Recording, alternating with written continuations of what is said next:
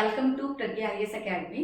आज हम जो स्टार्ट कर रहे हैं वो कर रहे हैं सर्कुलर फ्लो ऑफ इनकम, जो आपके 12th क्लास का सिलेबस है बेसिकली। और 12th क्लास के सिलेबस के अंदर जो फर्स्ट चैप्टर है आपका वो है सर्कुलर फ्लो ऑफ इनकम, जिसके अंदर बेसिकली हम बात करेंगे कि इकोनॉमी का जो पूरा स्ट्रक्चर होता है वो क्या होता है, कैसे इकोनॉमी आपकी बनती है, उस इकोनॉमी के कौन से सेक्टर्स होते हैं और वो सेक्टर कैसे एक दूसरे के साथ डिपेंडेंट होते हैं, एक दूसरे के साथ कॉरिलेट करते हैं basically. So we are starting with the chapter का जो नाम है वो है सर्कुलर फ्लो ऑफ इनकम।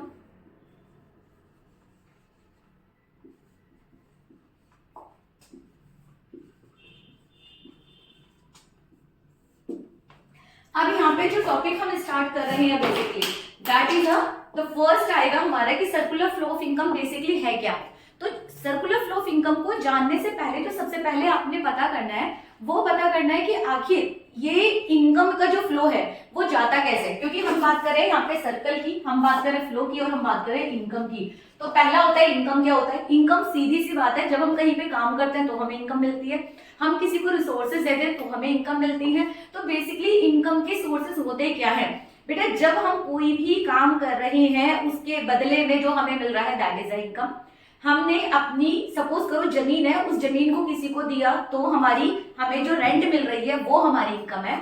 हमने किसी के लिए काम कर दिया तो हमें जो हमने लेबर दिया या सर्विसेज दी उसके बदले में जो हमें मिल रहा है वो हमारी इनकम है। अगर हम अपना पैसा किसी को दे देते हैं उधार पे, उसके बदले में हमें जो हमारा पैसा मिल रहा है साथ में साथ इंटरेस्ट मिल रहा है वो हमारी इनकम है। और इसी के साथ साथ अगर हम किसी कंपनी के अंदर इन्वेस्टमेंट कर रहे हैं तो उससे जो हमें पैसा मिल रहा है वो हमारी इनकम है। इसका मतलब पहली चीज है कि हमें इनकम पता करना चाहिए कि what is the income. Basically income का मतलब होता है जहां पर आप पहले already 9th and 10th class के अंदर आप करके आए होंगे फैक्टर ऑफ प्रोडक्शन। हम क्या कह रहे हैं? फैक्टर ऑफ प्रोडक्शन की बात कर रहे हैं। जाने से पहले सबसे पहले इकोनॉमी के अंदर किसी चीज को जानना होता है तो फैक्टर ऑफ प्रोडक्शन की बात कर रहे हैं। प्रोडक्शन का मतलब होता है कोई चीजों को प्रोडक्शन करना, और फैक्टर ऑफ प्रोडक्शन में सबसे पहला जो आ जाता है वो आ जाता है लैंड, दूसरा आ जाता है लेबर एंड थर्ड आ जाता है आपका कैपिटल। यानी कि हम पहले लैंड की बात कर रहे हैं, फिर कैपिटल, फिर एंटरप्रेन्योर की बात कर रहे हैं। बेसिकली एंटरप्रेन्योर होता क्या है? बेसिकली एंटरप्रेन्योर होता है एक रिस्क लेने वाला व्यक्ति। दैट मीन्स अगर हमारे पास लैंड है तो हम किसी को लैंड दे रहे हैं, उस लैंड के बदले में हमें जो मिल रही है वो मिल रही है इनकम। और इनकम किसके रूप में मिल रही है? इनकम मिल रही है रेंट के रूप में। अगर हमारे पास क्या है? लेबर है, उस लेबर को हम किसी को दे रहे हैं, उस लेबर के बदले में जो हमें मिल रहा है वो मिलती है या तो मिलेगी सैलरी या मिलती है वेजेस। अगर हम बात करते हैं कैपिटल, हम किसी को कैपिटल देते हैं, अपना पैसा देते हैं, अपनी संपत्ति देते हैं यूटिलाइज करने के लिए, तो उसके बदले में जो हमें मिलता है वो मिलता है हमें इंटरेस्ट। एंड अगर हम देते हैं किसी को एंटरप्रेन्योर की सेवाएं लेते हैं, एंटरप्रेन्योर इज अ पर्सन जो कि रिस्क लेने के लिए तैयार होता है। तो जो हम एंटरप्रेन्योर को दे रहे हैं, एंटरप्रेन्योर हमें क्या दे रहा है? बेसिकली अपने स्किल दे रहा है, अपना एक इंटेलेक्चुअल प्रॉपर्टी जिसे हम कहते हैं कि अपने ब्रेन को यूटिलाइज करके वो हमारे लिए कोई नई चीज बना रहा है, रिस्क ले रहा है, तो उसके बदले में जो उसे मिलता है वो मिलता है प्रॉफिट। तो दीज आर बेसिकली जो फैक्टर के बदले में दिया जाए that is known as a factor income. जो फैक्टर के बदले में दिया जाए वो होता है फैक्टर इनकम। अब इन फैक्टर को यूटिलाइज करके एक प्रोड्यूसर जो बनाता है वो क्या करता है? वो करता है प्रोडक्शन, और जब इस प्रोडक्शन को ही वो मार्केट में जाके सेल आउट करता है, सेल करता है बेसिकली, तो इससे भी उसे मिलती है इनकम। अब ये जो सेल कर रहा है वो क्या सेल करेगा? बेसिकली वो जो सेल कर रहा है वो सेल करता है बेसिकली या तो गुड्स बेचेगा या सर्विसेज बेचेगा। That means goods and services के बदले में उसे क्या मिली हुई है? इनकम मिल गई है। आई होप इतना क्लियर हुआ है आप लोगों को। फर्स्ट मैंने क्या बताया कि what is the income, income के सोर्सेज क्या होते हैं, इनकम कहां से आता है। हम ये कह रहे हैं इनकम को जनरेट करने के लिए हमें प्रोडक्शन करना होता है। प्रोडक्शन में क्या होगा? फैक्टर ऑफ प्रोडक्शन का यूटिलाइज होगा जिससे प्रोडक्शन होगा। इन फैक्टर ऑफ प्रोडक्शन के बदले में फैक्टर इनकम दी जाएगी, और इन फैक्टर ऑफ इनकम को यूटिलाइज करके, इसी पैसे को यूटिलाइज करके क्या किया जाएगा? गुड्स एंड सर्विसेज जो बनाई गई हैं उनको खरीदा जाएगा। जो एक की कंजप्शन होता है वो दूसरे की इनकम होती है। एक का इनकम हो गया और एक का एक्सपेंडिचर। एग्जाम्पल ले लेते हैं। सपोज करो एक टीचर या एक नर्स एक पेशेंट को देखती है, नर्स ने जब ट्रीटमेंट दिया या इंजेक्शन दिया तो उसके बदले में उसने कुछ पैसे ले लिए, सपोज करो 50 रुपए ले लिए। अब उसी 50 रुपीज को नर्स के पास पहुंच गए। अब नर्स को शाम को ब्रेड की जरूरत है। जो पेशेंट उसके पास आया था उसकी कन्फेक्शनरी की शॉप है, नर्स वहां जाती है कन्फेक्शनरी की शॉप पर और वो 50 रुपए उस व्यक्ति को दे देती है। इसका मतलब है, आप अगर देखेंगे इसमें कि नर्स ने अपनी सर्विसेज दी थी एक पेशेंट को, उस पेशेंट ने उन सर्विसेज के बदले में दे दिया पैसा। उस पैसे को वापस ले जाकर नर्स ने उसी व्यक्ति को दे दिया क्योंकि उसे वहां से ब्रेड खरीदी थी। That means the income and the services are changing from the one place to another. और इसी जो एक प्लेस से एक पर्सन से दूसरे पर्सन, एक सेक्टर से दूसरे सेक्टर में जब फ्लो होता है गुड्स एंड सर्विसेज का या इनकम का, उसी को हम सर्कुलर फ्लो ऑफ इनकम कहते हैं। आई होप समझ में आया होगा कि what is a circular flow of income. Circular flow of income is basically, अगर हम इसकी डेफिनेशन में लेके जाएंगे तो what is basically the circular flow of income? The flow of the income और flow of the resources from one sector to the another sector is known as a circular flow of income. अब यहाँ पे circular flow of income को जानने से पहले, basic जानने के बाद हम करेंगे पहले कि सेक्टर कौन कौन से होते हैं इकोनॉमी के अंदर। जनरली इकोनॉमी के अंदर दो सेक्टर होते हैं, पहला होगा हाउस होल्ड एंड सेकंड हो जाएगा आपका प्रोड्यूसर सेक्टर। पहला होगा हाउस होल्ड और दूसरा हो जाएगा प्रोड्यूसर सेक्टर।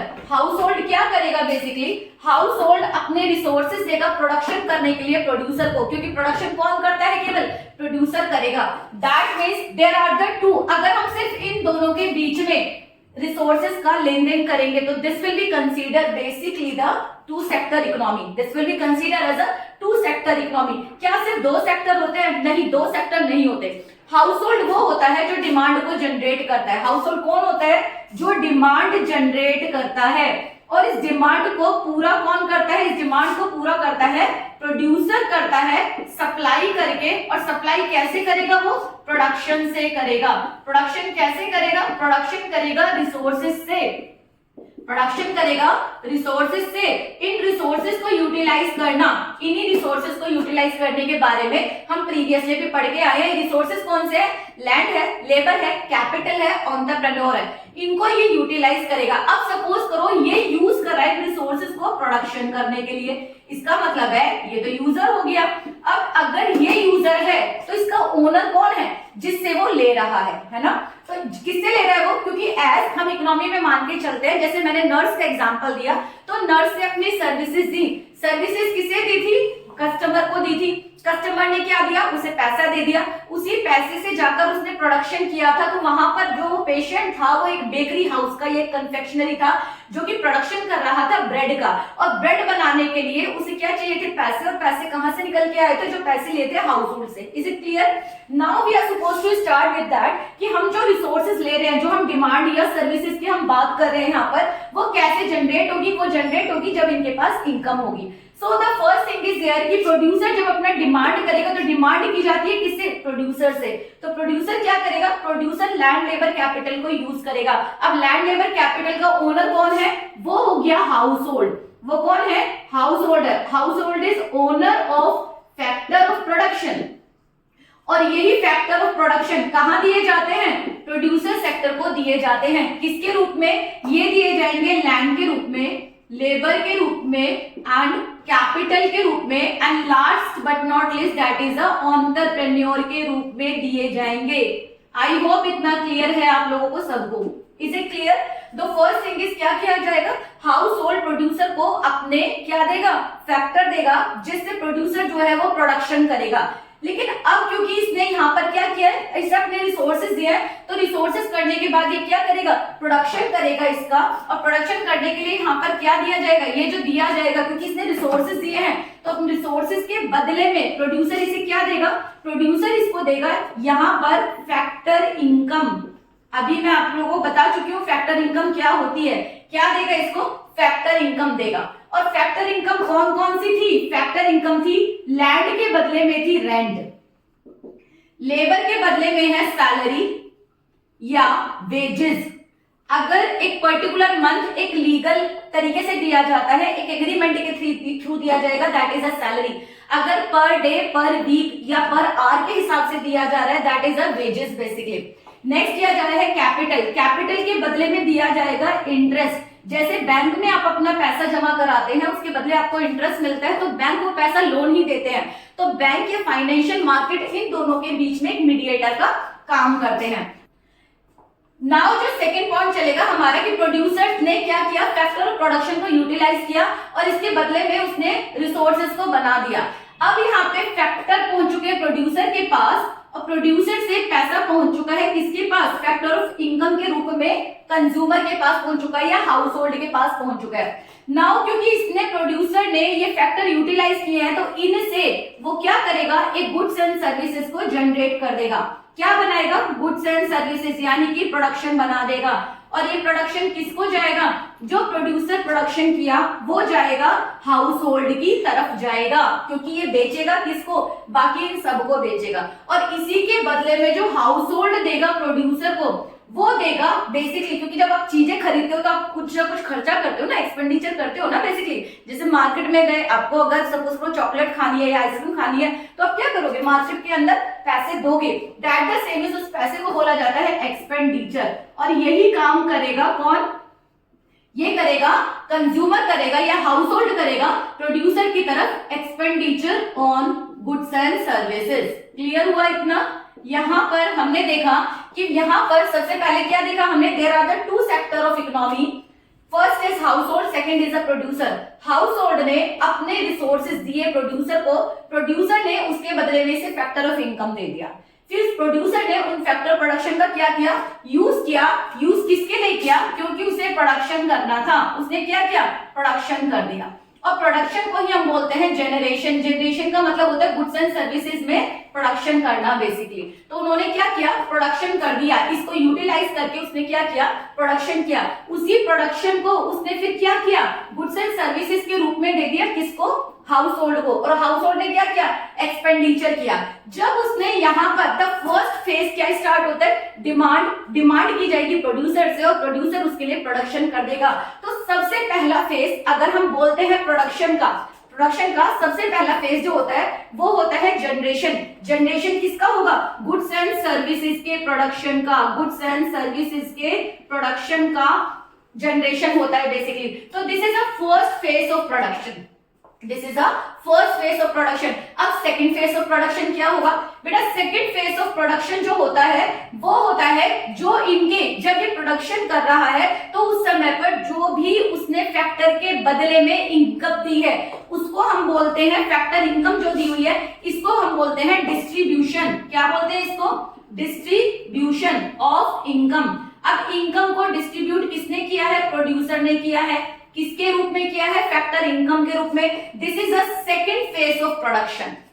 सेकंड फेज ये हो गया। पहला क्या था, हाउस होल्ड ने डिमांड की प्रोड्यूसर ने बोला ठीक है तुम अपने रिसोर्सेज दे दो, मैं प्रोडक्शन कर देता हूं। प्रोडक्शन कर दिया उसने, प्रोडक्शन का मतलब है to generate goods and services, to generate goods and services. उसने गुड्स एंड सर्विसेज बना डाली और यही है फर्स्ट फेज। सेकेंड फेज क्या बोला उसने कि जो फैक्टर मैंने यूटिलाइज किया उसके बदले में तुम्हें जो दिया जा रहा है वो है डिस्ट्रीब्यूशन ऑफ द इनकम। और इस डिस्ट्रीब्यूशन इनकम को ये वापस कहां जा रहा है, प्रोड्यूसर के पास जा रहा है। तो दिस विल बी कंसीडर, ये जो एक्सपेंडिचर है this will be consider as a third phase of the production. क्या कर रहे हैं यहाँ पे, तीसरा फेज हो रहा है, क्योंकि वो पैसा वापस प्रोड्यूसर के पास जा रहा है, क्योंकि पैसा एक लोकेशन से दूसरी लोकेशन में जा रहा है। इसी को हम बोलेंगे डिसलोकेशन ऑफ इनकम। ये हो जाता है आपका थर्ड फेज। तो बेटा इस पर्टिकुलर जो डायग्राम है उसके अंदर हमने दो क्वेश्चन कर लिए हैं। पहला क्वेश्चन आता है what do you mean by circular flow of the income. तो circular flow of the income is the flow of the income and resources from the one sector to the another sector and from this sector to the this sector is known as the circular flow of income which you are able to see. Second point हमने किया that what are the phases of the production. Production की कितने phases होते हैं, तो production के बेटा 3 phases होते हैं। पहला होता है जनरेशन। जनरेशन का मतलब होता है जब हम गुड्स एंड सर्विसेज को प्रोड्यूस कर रहे हैं, कहां किसको यूज करके, फैक्टर प्रोडक्शन को यूटिलाइज करके। This is your first phase.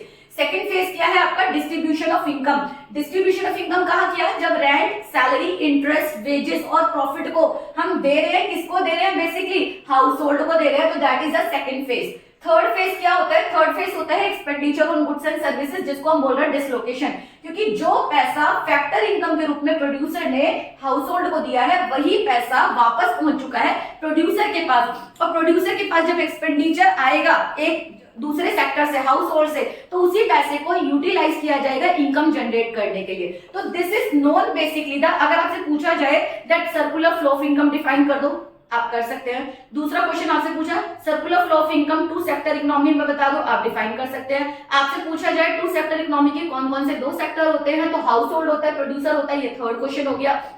Fourth हो गया कि flow of the land labour capital या फैक्टर ऑफ प्रोडक्शन किससे किस तरफ होता है, इस तरह का क्वेश्चन आता है तो कहां से होगा? हाउस होल्ड से प्रोड्यूसर होगा। Flow of goods and services कहां से कहां होगा? प्रोड्यूसर से होगा हाउस होल्ड की तरफ, तो ये दूसरा क्वेश्चन हो गया। नेक्स्ट क्वेश्चन आ जाएगा आपका कि गुड्स एंड सर्विसेज का फ्लो कहां से कहां तक होगा? प्रोड्यूसर से हाउस होल्ड होगा। नेक्स्ट आ जाएगा एक्सपेंडिचर का फ्लो कहां से कहां तक होगा?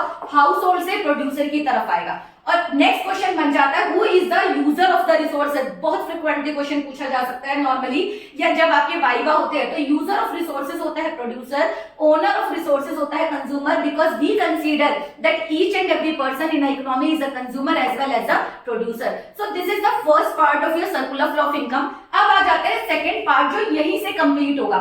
सर्कुलर फ्लो ऑफ इनकम के अंदर एक क्वेश्चन आता है कि आखिर आपका सर्कुलर फ्लो ऑफ इनकम का टाइप क्या होता है?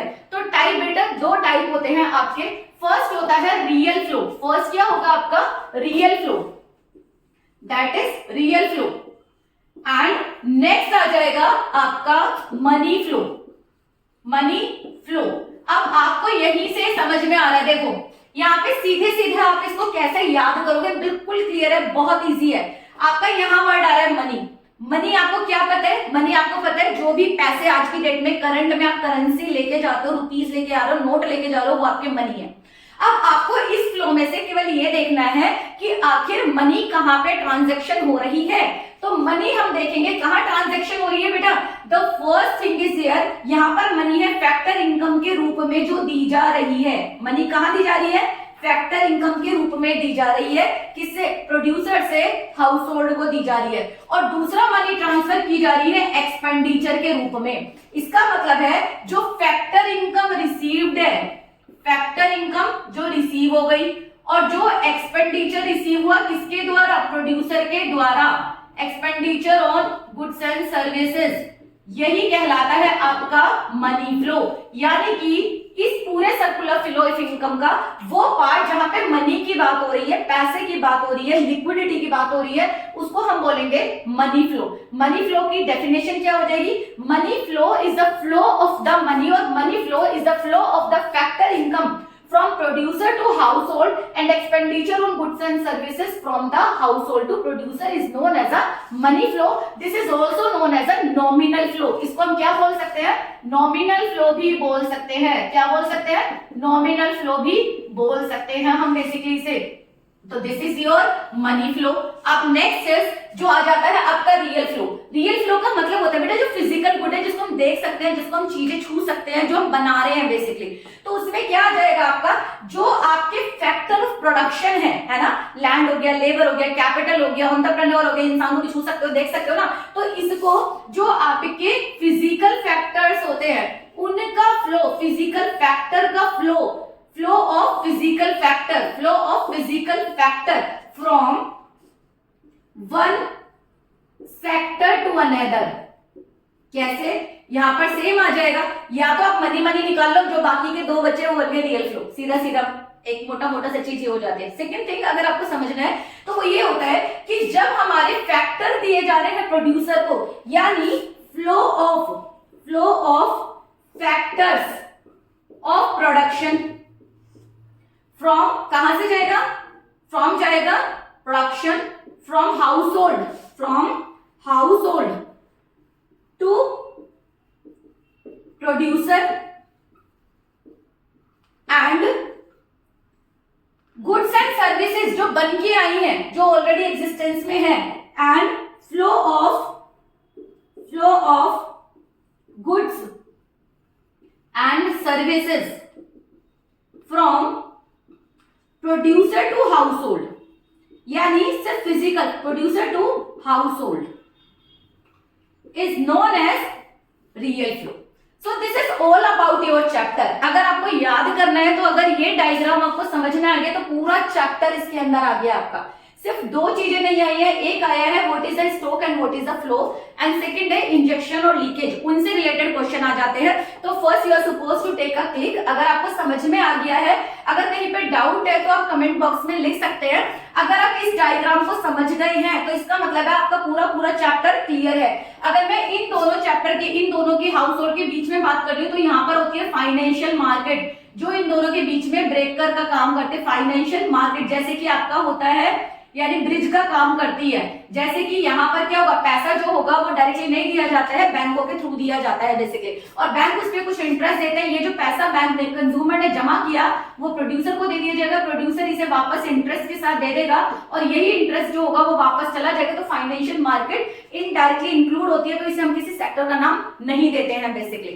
क्लियर हुआ? तो first is what we have learn that what are the sector of the economy. जो सबसे पहले हमने किया कि सर्कुलर फ्लो ऑफ इनकम क्या होता है, flow of the goods and services, flow of the factor of production, flow of the income, flow of the factor income. इस एक सेक्टर से दूसरे सेक्टर में उसको हम सर्कुलर फ्लो ऑफ इनकम कहते हैं। सेकेंड पार्ट आ जाएगा कि आपके सेक्टर ऑफ इकोनॉमी क्या होते हैं। तो बेटा अभी जो मैंने बताया इसमें टू सेक्टर इकोनॉमी है, जिसके अंदर हम बात कर रहे हैं कि हाउस होल्ड होता है और प्रोड्यूसर होता है, क्योंकि आपके सिलेबस में 12th क्लास में इतना ही है। बाकी इसके टोटल 4 सेक्टर होते हैं लोअर क्लासेस के हिसाब से, और आगे 6 चैप्टर होते हैं अगर हम हायर क्लासेस के अंदर जाते हैं बेसिकली। तो यहाँ पर अगर हम बात करें आपके सिलेबस की, 12th क्लास के सिलेबस की, तो आपके सिलेबस में 2 सेक्टर इकोनॉमी आती है which we have clear. Now the thing is, यहाँ पर हमने क्या बोला कि जो हमारी इनकम है वो एक सेक्टर से दूसरे सेक्टर जाएगी। तो इसमें हमने बताया कि there are the 2 flow, first is a money flow and second is a real flow. अगर रियल फ्लो की बात करते हैं तो लैंड, लेबर, कैपिटल प्रोड्यूसर के पास जा रहे हैं और ये वापस बन के प्रोड्यूसर गुड्स एंड सर्विसेज बना रहा है, वापस जा रहा है हाउस होल्ड, ये हो गया रियल फ्लो। अगर हम मनी फ्लो की बात करेंगे तो मनी फ्लो में जो फैक्टर इनकम दी जाती है प्रोड्यूसर से कंज्यूमर को, और कंज्यूमर या हाउस होल्ड से एक्सपेंडिचर के रूप में जा रही है प्रोड्यूसर के पास, तो ये हो गया आपका real flow basically, money flow basically. तो these are the real flow और मनी फ्लो हो गया जिसमें मनी का ट्रांजैक्शन होगा मनी फ्लो, और जिसमें गुड्स एंड सर्विसेज का ट्रांजैक्शन होगा उसको बोलेंगे हम रियल फ्लो। आई होप आपको ये चीजें समझ में आई होगी। एक क्वेश्चन मैंने बताया था what are the phases of the production. तो फेजेस ऑफ प्रोडक्शन का अगर मैं डायग्राम बना दूं, फेजेस ऑफ प्रोडक्शन, उसका अगर मैं डायग्राम बना देती हूं तो डायग्राम में डिटेल तो मैंने इसमें दे दी है आपकी। तो फेजेस ऑफ प्रोडक्शन के इस तरीके से आपका 3 ये बन जाएंगे बेसिकली ट्राइपुलर। क्या बन जाएगा? पहला आ जाएगा जनरेशन फेज। जनरेशन फेज का मतलब होता है production of goods and services. Generation phase का मतलब होता है production of goods and services. दूसरा फेज आ जाता है डिस्ट्रीब्यूशन, जो आप डिस्ट्रीब्यूट करते हो रिसोर्सेज को। एंड थर्ड फेज आ जाता है आपका डिस्पोजिशन, जो आप डिसलोकेट करते हो या डिस्पोजिशन करते हो किसी भी इनकम को। These are the 3 phase of the circular flow of income basically. तो दिस इज द कंप्लीट, ये आपका एक पूरा आपका बन चुका है कि what is the circular flow of income, what is the आपका रियल फ्लो है, मनी फ्लो है, what are the phases of the economy, and related question I have already defined. Now the next topic जो हम start कर रहे हैं वो कर रहे हैं what is a stock and what is a flow basically, and what is a injection and what is a leakage. This much is amount of your syllabus, जो सिलेबस के अंदर आता है। ये चैप्टर नंबर 1 के अंदर बेटा आपका कंप्लीट किया जाता है। टॉपिक हम कर रहे हैं बेसिकली कि what is basically the stock. अच्छा, स्टॉक का अगर मैं पूछती हूँ आपसे तो दिमाग में लेके आओ कि स्टॉक होता क्या है। गिलास के अंदर जो पानी है वो स्टॉक होगा या फ्लो होगा? सोच के देखिए क्या होना चाहिए वो, यस वो स्टॉक होना चाहिए। अगर मैं बात करती हूँ कि टंकी से पानी निकल के जा रहा है, बह रहा है, नदी से पानी बह रहा है, तो वो क्या है? क्या वो रुका हुआ है? नहीं, वो एक फ्लो है। अगर मैं बात करती हूँ लेक का पानी, क्या है? स्टॉक है। अगर मैं बात करती हूँ दिल्ली से मुंबई के बीच की दूरी, तो क्या है? दोनों के बीच की दूरी एक जैसी है, चेंज नहीं होगी। यानी जिसमें चेंज नहीं है वो है स्टॉक, जिसमें चेंज हो जाएगा वो हो जाएगा फ्लो। अगर हम कहें कि अभी मैं 2 किलोमीटर चली और अभी मैं चल ही रही हूँ, तो कितना चलूंगी? चेंज हो जाएगा, दैट इज द फ्लो। अगर मैं एक पर्टिकुलर पीरियड ऑफ टाइम पे कर रही हूँ तो वो हो जाएगा स्टॉक। अगर मैं कर रही हूँ over the period of the time, मैं चेक कर रही हूँ कि कितना चेंजेस आएगा, तो उसको हो जाएगा हमारा फ्लो। कंसेप्ट क्लियर हुआ? तो यहाँ पे कंसेप्ट आ जाता है what do you mean by the stock and what do you mean by the flow. पहला ये कंसेप्ट है, बहुत इजी है। स्टॉक का मतलब हो गया, मीनिंग करेंगे सबसे पहले, तो मीनिंग में क्या आ जाएगा? स्टॉक मीन्स होता है स्टैटिक, रुका हुआ। जबकि ये हो जाएगा डायनामिक, जिसमें चेंज है, यानी कि which has no change, which has no change, जिसके अंदर कोई चेंज नहीं हुआ in a period of time. अगर किसी पीरियड ऑफ टाइम में कोई चेंज नहीं है तो हमारा क्या हो जाएगा, पीरियड में कोई चेंज नहीं है, तो that is known as a stock. अगर हमारा there is a change, there is change, और चेंज किस में है, किसी भी क्वांटिटी में है, किसी प्रोडक्शन में है, तो वो हो जाएगा फ्लो आपका। अगर हम बात करते हैं यहाँ पे मीनिंग के बाद है, अगर हम बात करते हैं टाइम डायमेंशन की, टाइम डायमेंशन की, तो हम क्या कह रहे हैं, टाइम डायमेंशन किसमें मेजर कर रहे हैं हम, स्टॉक में कि एक पर्टिकुलर पीरियड ऑफ टाइम पे कितना है, तो इसमें हम बात करते हैं पर्टिकुलर पीरियड ऑफ टाइम की। क्या बात कर रहे हैं, पर्टिकुलर पीरियड ऑफ टाइम पे मेजर होने वाली क्वांटिटी की, पर्टिकुलर पीरियड ऑफ टाइम पे जो हम क्वांटिटी मेजर कर रहे हैं। जबकि फ्लो के अंदर हम एक over the period of time देखते हैं, किसकी बात कर रहे हैं, over a period of time, period of time. अगर हम बात करते हैं यहाँ पर किसकी, नेशनल वेल्थ की, तो नेशनल वेल्थ क्या है, एक क्वांटिटी है जिसको हम पर्टिकुलर पीरियड ऑफ टाइम पे कैलकुलेट कर सकते हैं, तो ये क्या है बेसिकली बेटा, स्टॉक है। जबकि हम बात करते हैं नेशनल इनकम की, तो हम हमेशा चाहते हैं कि वो चेंजेबल और इंक्रीज हो, हमारी जीडीपी लगातार इंक्रीज होती जाए, तो हम इसको क्या बोलेंगे, that is the flow basically. Generally आपका जो क्वेश्चन स्टॉक या फ्लो से रिलेटेड आता है, तो पहला आता है what is the difference between the stock and flow. Second question जो इसके अंदर आता है वो आता है, आपको कुछ क्वेश्चन दे दिए जाएंगे, 1 मार्क्स में दे दिया जाएगा और आपसे पूछा जाएगा कि कौन से इसमें से स्टॉक है, कौन सा आपका फ्लो है। सिंपल इतना समझना है, जिसको चेंज नहीं कर सकते वो स्टैटिक है, वो स्टॉक है, जिसमें चेंज आता है over the period of the time वो फ्लो है। आपकी जो हाइट है, अब मेरी हाइट है वो स्टॉक हो चुकी है, अगर आप छोटे बच्चे हो और आपकी हाइट चेंजेबल है तो वो अभी के लिए फ्लो है, क्योंकि हम over a period of the time check कर रहे हैं कि 2017 से लेकर 2022 तक कितनी हो रही है, चेंज हो रही है, तो दैट इज, अगर वो चेंज हो रही है तो that is a flow, which is changeable, that is basically the flow. अगर कोई डाउट है तो you can ask in the question. Next हम बात जो कर रहे हैं आपका, वो बात कर रहे हैं इसके अंदर, लास्ट पॉइंट जो हम कर रहे हैं आज का, वो कर रहे हैं इंजेक्शन और लीकेज। इंजेक्शन और लीकेज होता क्या है बेसिकली बेटा, आपकी इकोनॉमी होती है बेसिकली, और इकोनॉमी को हम एक समुद्र की तरीके से मान के चलते हैं। जैसे समुद्र के अंदर पानी होता है, ऐसी इकोनॉमी के अंदर करेंसी होती है या मनी होती है या लिक्विडिटी होती है। इस तरीके से मैं मान के चलूंगी कि दैट इज योर इकोनॉमी। अब इकोनॉमी की, सपोज करो कि इकोनॉमी हो जाती है बीमार, तो बीमार अगर इकोनॉमी होगी तो वो क्या हो जाएगी, श्रिंक हो जाएगी बेसिकली।